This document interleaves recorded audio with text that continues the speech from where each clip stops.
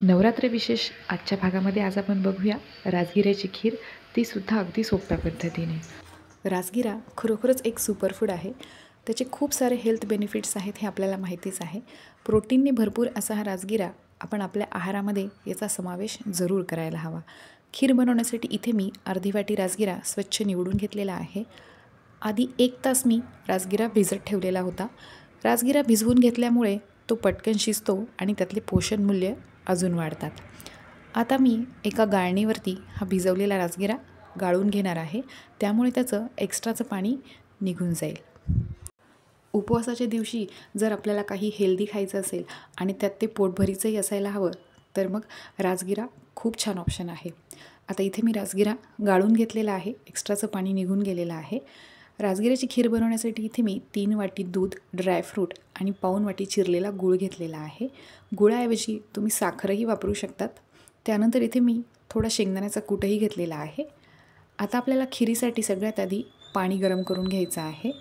गरम पाणी वापरल्यामुळे राजगिरा छान शिजतो. पाणी गरम झाल्यानंतर त्याच गॅसवर मी एक छोटा कुकर ठेवलेला आहे. त्यात 1 चमचा साजूक तूप घालून आपल्याला राजगिरा अगदी काही सेकंद थोडा परतून घ्यायचा आहे आणि त्यात 1.5 वाटी गरम पाणी घालायचं आहे आणि कुकरला 3 ते 4 शिट्ट्या करायच्या आहेत. 3 ते 4 शिट्ट्या झाल्यानंतर राजगिरा अगदी छान मऊ शिजलेला आहे. हे बघा, खूप मऊ झालेला आहे. आता यामध्ये आपण दूध घालून घेऊया आणि छान मिक्स करून घेऊया. राजगिऱ्याच्या गुठळ्या मोडून घेऊया.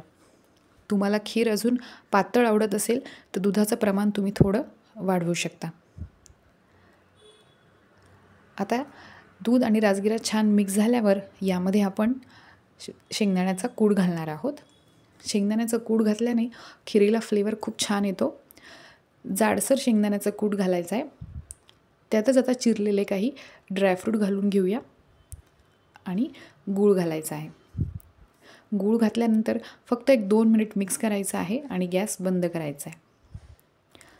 खिरीचा छान फ्लेवर येण्यासाठी इथे मी थोडी वेलची पावडरही घातलेली आहे आणि इथे आपली गरमागरम पौष्टिक अशी राजगिऱ्याची खीर तयार आहे. व्हिडिओ आवडला असेल तर व्हिडिओला लाईक, शेअर आणि आपल्या चॅनलला सबस्क्राईब जरूर करा. इंस्टाग्रामवरही अमृताज टेस्टी किचनला फॉलो करा आणि या नवरात्रीमध्ये ही रेसिपी जरूर ट्राय करा.